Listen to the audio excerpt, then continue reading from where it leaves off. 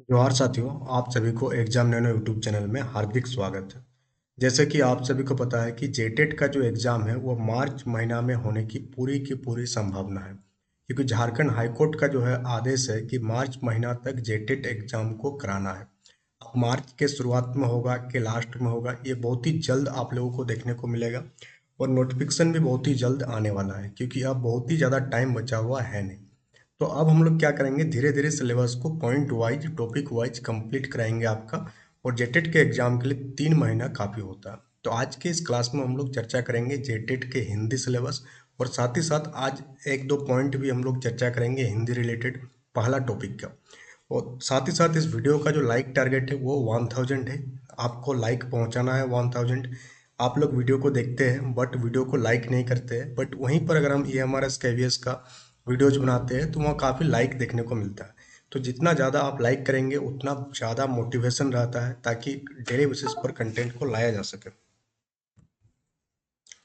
तो इस वीडियो का लाइक पहुंचाना है आपको, 1000 तक आपको लाइक टारगेट पहुंचाना है। तो चलिए हम लोग शुरुआत करते हैं हिंदी का सिलेबस को।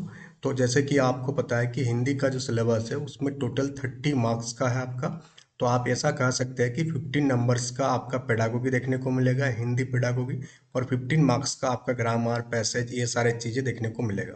तो जो पहला यूनिट होगा उसमें किस चीज़ के बारे में आपसे क्वेश्चन पूछा जाएगा। सिलेबस को समझना जरूरी है। बहुत कोई टेट एग्जाम में ही गलती करता है कि वो सिलेबस को समझता ही नहीं है और क्वेश्चन आंसर करने में लग जाते हैं। और जब एग्जाम हॉल में जाते हैं तो क्वेश्चन का आता ही पता नहीं चलता है कि कहाँ से पूछा गया है। जबकि अगर आप सिलेबस को बढ़िया से ध्यान से देखेंगे तो आप 50% चीज़ों को आप अपने आप कर पाएंगे। इसके लिए आपको किसी चीज़ की ज़रूरत नहीं पड़ेगी, सिर्फ और सिर्फ सिलेबस को बढ़िया से समझ करके। तो सबसे पहला है कि भाषा सीखने की प्रक्रिया। हिंदी का सिलेबस है, हिंदी की भाषा किस प्रकार से सीखेंगे इस चीज़ के बारे में पहला यूनिट आपका डिस्क्राइब करता है। इसमें भाषा को अर्जन कैसे करेंगे, हम लोग भाषा को नेचुरली और अर्जन कर सकते हैं या लर्निंग के साथ अर्जन कर सकते हैं। तो दोनों के बीच क्या डिफरेंस होता है जब आप भाषा को नेचुरली अर्जन करते हैं और जब भाषा को आप लर्निंग के तौर पर सीखते हैं। साथ ही साथ भाषा शिक्षण के डिफरेंट सिद्धांत के बारे में हम लोग बात करेंगे यूनिट 1 में, जिसमें प्रमुख विचारकों के मत, जैसे कि पियाजे का क्या मत था भाषा शिक्षण को लेकर के, वाइगोत्स्की का क्या मत था, चमस्की का क्या मत था। इन सारे सिद्धांत के बारे में हम लोग डिटेल में चर्चा करेंगे यूनिट 1 में।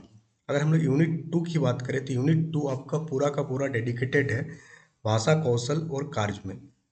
इसमें भाषा सुनना, भाषा को बोलना, फिर जो 4 मुख्य भाषा कौशल है कौन कौन सा है, जिसे हम लोग कहते हैं LSRW, यानी कि लिसनिंग यानी सुनने का कौशल, श्रवण कौशल, फिर आपका मौखिक अभिव्यक्ति यानी कि स्पीकिंग का कौशल, और साथ ही साथ रीडिंग यानी कि पढ़ने का कौशल, और लेखन यानी कि लेखन कौशल।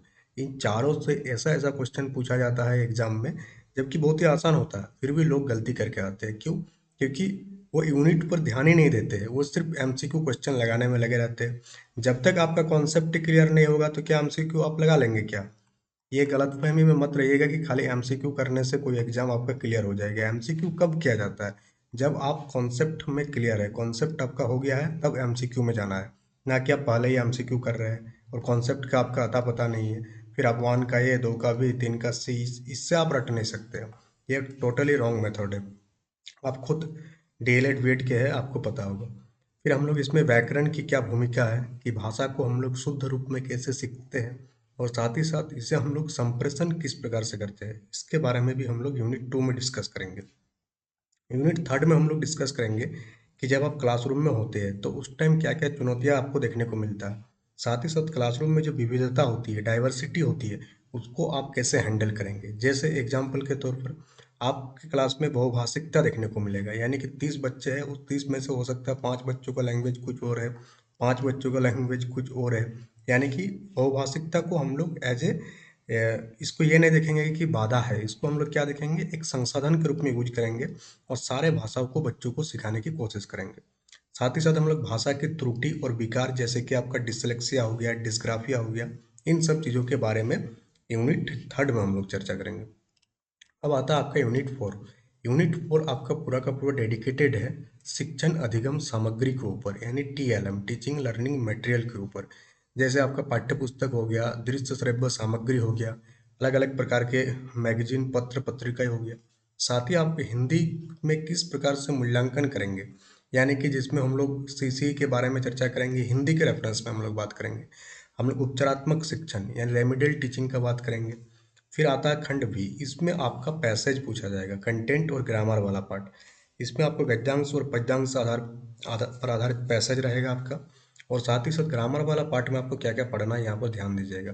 इसमें आपको जो वर्ण और शब्द से रिलेटेड टॉपिक है, जैसे कि तत्सम शब्द हो गया, तद्भव, देशज, विदेशी शब्द, इन सब चीज़ों के बारे में जानना है। शब्द रूपांतरण वाला टॉपिक से आपको क्या क्या देखना है, संज्ञा, सर्वनाम, विशेषण और क्रिया देखना है। संधि और समास को भी करके जाना है, और अलंकार को थोड़ा बहुत, क्योंकि एक दो क्वेश्चन हो सकते हैं पूछ ले तो, क्योंकि अभी आपके पास टाइम है तो आप इसको तैयार कर सकते हैं। और साथ ही साथ पर्यायवाची और विलंब शब्द, इन सब चीज़ों के बारे में आपको पढ़कर जाना है पूरा का पूरा हिंदी में। तो हम लोग यूनिट वाइज, जैसा कि आपको बोले थे, स्टार्ट करेंगे। ये हो गया आपका पहला क्लास, जिसमें हम लोग, आप नोट्स को देख पा रहे होंगे, पूरा का पूरा नोट्स सही है। ये पहला क्लास स्टार्ट होगा आपका कल से। आज आपका सिलेबस के बारे में डिस्कस किए। कल हम लोग डिस्कस करेंगे भाषा अर्जन और भाषा अधिगम वाला क्लास से। अब क्लास में क्या क्या रहेगा आपका पहले ही बता देते हैं कि भाषा अर्जन में हम लोग भाषा अधिगम, किस प्रकार से भाषा को हम लोग लैंग्वेज को लर्न कराते हैं बच्चों को। फिर हम लोग दोनों का एक कंपैरिजन देखेंगे कि भाषा अर्जन में और भाषा अधिगम दोनों में क्या अंतर होता है। फिर हम लोग बात करेंगे कि अलग अलग सिद्धांतों का, भाषा विकास का, जिसपे नोएम चॉम्स्की का क्या आपका सिद्धांत है, उसमें आपका बात करेंगे लेव वाइगोत्स्की का क्या सिद्धांत है, जीन पियाजे का क्या सिद्धांत है। फिर हम लोग कुछ इंपॉर्टेंट टॉपिक की बात करेंगे जो एग्जाम पॉइंट ऑफ व्यू से इंपॉर्टेंट है। और फिर हम लोग पीवाईक्यू की चर्चा करेंगे, और फिर हम लोग देखेंगे एमसीक्यू, जो कि पूरा का पूरा आपका यूनिट 1 से रिलेटेड है। यानी कि कंप्लीट पैकेज आपको कंप्लीट कराया जाएगा। तो सेशन को लाइक टारगेट पहुंचाइएगा, 1000 तक आपको लाइक टारगेट पहुंचाना है। और जैसे ही 1000 तक लाइक टारगेट पहुंच जाएगा, ये आपका पीडीएफ आपको टेलीग्राम में अवेलेबल करा दिया जाएगा। साथ ही साथ ये कंप्लीट आपको डेली बेसिस पर क्लासेस देखने को मिलेगा। So that's all for today. Thank you for attending the session.